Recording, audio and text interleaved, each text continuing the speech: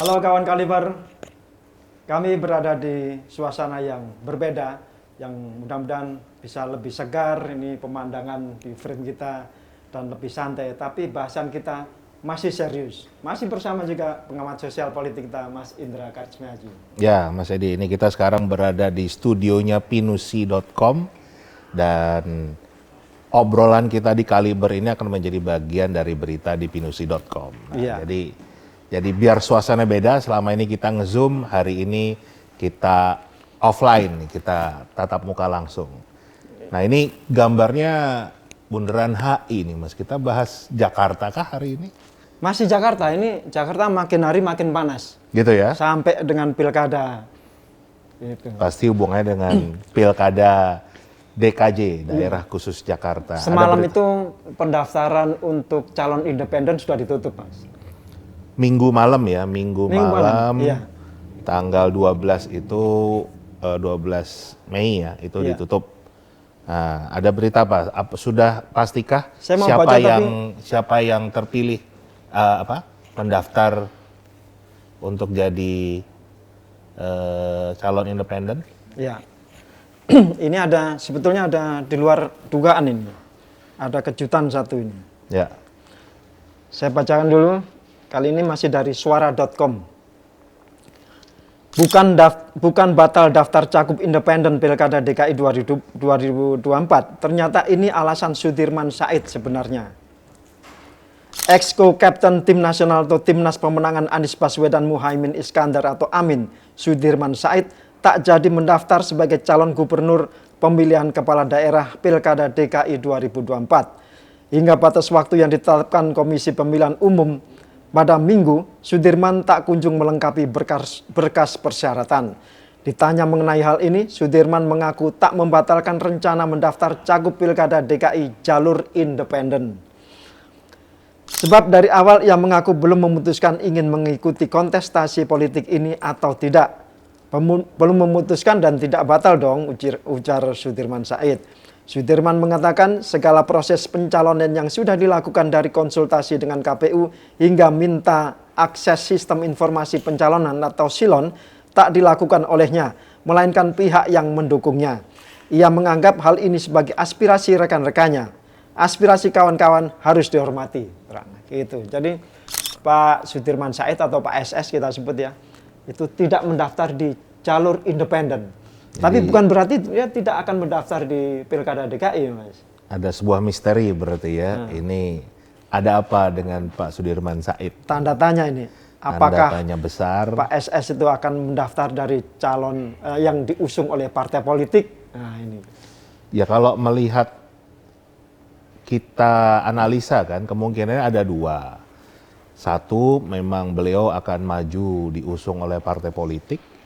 Yang kedua, beliau tidak jadi maju karena Pak Anies Baswedan maju misalnya. Kan ngapain juga bertempur dengan Pak Anies Baswedan kan gitu. Itu kan Pak SS, Pak Sudirman Said dengan Pak Anies Baswedan itu sama-sama membawa gerakan perubahan. Tapi kalau melihat perkembangan ini, Pak Sudirman Said itu batal mendaftar dari jalur independen, sepertinya beliau sudah punya dukungan, Mas, dari partai politik dan jumlahnya cukup. Nah, ini dia tanda tanya di sini. Sudah bisa dijawab belum? Masih off the record? Karena masih berkembang. Sementara ini bocorannya, sementara ini masih 2 partai politik. Ya, mungkin masih berkembang lagi. Masih bisa. Jadi kita melihat rekam jejaknya Pak Sudirman Said itu kan juga tidak hanya dekat dengan partai-partai koalisi 01, koalisi perubahan. Tapi waktu beliau maju dulu pun di Pilkada Jawa Tengah, beliau diusung oleh Gerindra, ya kan? Jadi kemungkinan ini kan bicara sudah beda lagi antara Pilpres dan Pilkada Jakarta. Jadi sangat mungkin Gerindra juga mengusung Pak Sudirman Said, nah itu akan menjadi sebuah kejutan lagi yang luar biasa, ya kan? Walau info ordal itu ada 2 partai yang mengusung, tapi belum bisa dikonfirmasi. Saya bocorin dikit, partainya tuh awalnya P. partai politik. Ya, Nah, gitu. semuanya awalannya P. Diawali dengan partai. Nah, mungkin kalau kita lihat ya, apa yang disampaikan oleh Pak Sudirman Said di beberapa kesempatan, memang sepertinya beliau yakin untuk maju di Ya. pemilihan gubernur Jakarta, sudah jadi daerah khusus Jakarta. Ini akan menarik karena sepertinya Jakarta ini juga tetap akan menjadi pusat dari perekonomian, bahkan pusat politik. Kalau kita membaca beberapa berita yang muncul minggu lalu, kabarnya walaupun IKN itu 17 Agustus nanti sudah upacara di sana, tapi Presiden terpilih Pak Prabowo masih ingin berkantornya di Jakarta. Sedangkan yang akan berkantor di IKN adalah Mas Gibran, ya kan? Mungkin Nah, di IKN belum ada yang jualan nasi goreng. Kesukaannya Pak Prabowo nasi goreng. Nah, itu bisa jadi. Jadi akan penting sekali posisi Gubernur Jakarta ini, dan sudah ada calon independen ya yang mendaftar. Sudah ada. Satu.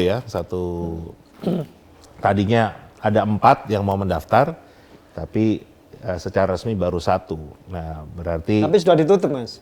Ya. Minggu malam sudah ditutup. Sudah hari Minggu yang lalu sudah ditutup. Berarti kita akan menunggu berita heboh selanjutnya. Nah, mudah-mudahan kita dalam upaya mengundang Pak Sudirman Said hadir langsung di studio untuk bicara langsung tentang bagaimana visi misi beliau tentang Jakarta, bagaimana langkah-langkah beliau untuk memenangkan kontestasi Pilkada Jakarta, dan juga termasuk akan kemana Pak Anies Baswedan, ya kan? Itu bab lain lagi kayaknya.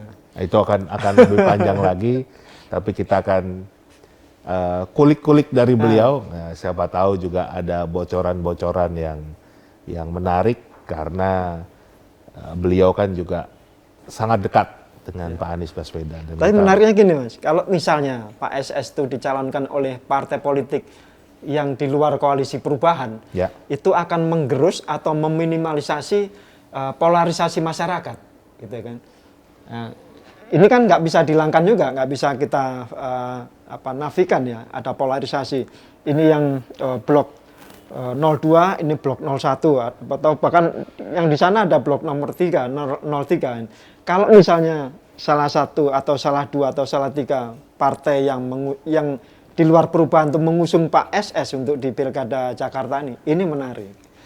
Ya, tapi saya tidak melihat kondisi polarisasinya itu separah 2019 ya. Dan bahkan kemarin di podcastnya Pak BW, Pak Anies jadi narsumnya kan, jadi tamu di sana, ya beliau menjelaskan bagaimana pada saat beliau menjabat sebagai gubernur harus menjaga kondisi Jakarta yang sampai demonya berdarah. Gitu. Tapi 2024 ini kan tidak ada korban karena perbedaan pilihan politik. Jadi terlepas dari kita menerima hasil atau tidak, kita merasa langkahnya itu sesuai dengan hati nurani atau tidak, terjadi pelanggaran etika, terjadi kecurangan, itu memang menjadi bagian dari sejarah, tapi kita harus tetap move on, kita harus maju ke depan. Dan saya sih tidak melihat ada kondisi yang separah itu, dan ini juga menunjukkan betapa cairnya politik Indonesia, ya kan?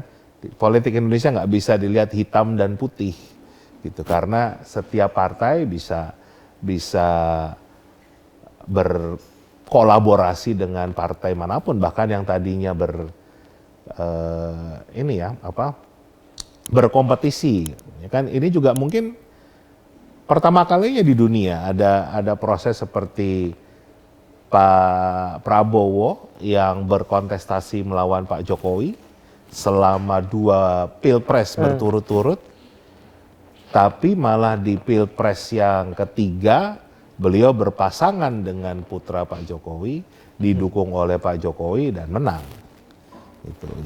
Jadi intinya begini, kita sebagai rakyat Indonesia nggak usah baper, ya kan? Nggak usah baper, tapi kita tetap harus kritis, ya kan? Kita juga sudah bahas pejabat publik kita itu manusia, bukan malaikat. Jadi tetap ada godaan, ada keinginan untuk mementingkan dirinya sendiri, kelompoknya sendiri, itu ada, dan itulah tugas kita untuk selalu mengawasi bersama demi kepentingan kita bersama. Ya, kembali lagi ke Pak SS dan pencalonannya di DKJ ini.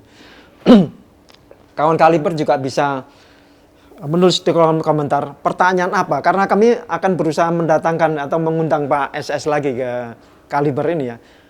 Kawan Kaliber bisa menuliskan di kolom komentar pertanyaan apa yang pantas kita lemparkan ke Pak SS gitu ya. Tentunya pertanyaan yang soal ini aja, kita batasi soal Pilkada Jakarta, jangan melebar kemana-mana dulu gitu ya.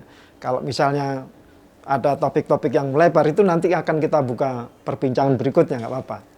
Jadi kami undang kawan Kaliber untuk mengajukan pertanyaan kepada Pak Sudirman Said yang mudah-mudahan bisa kita bacakan di sini dan ada narasumber bernama Sudirman Said langsung. Gitu Mas ya.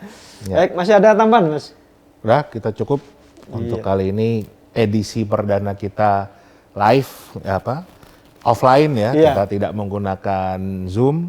Nah, mudah-mudahan di studio pinusi.com. Di studio pinusi.com dan mudah-mudahan kawan Kaliber bisa menikmati tayangan kita, diskusi kita, dan upaya kita untuk mencerdaskan kehidupan bangsa, memberikan pendidikan politik, dan juga mengajarkan untuk tetap berpikir kritis. Oke, ini tadi kalimat terakhir saya kutip. Yuk berpikir kritis. Terima kasih kawan Kaliber, terima kasih Mas Indra Karismiaji. Sampai jumpa. Sampai jumpa.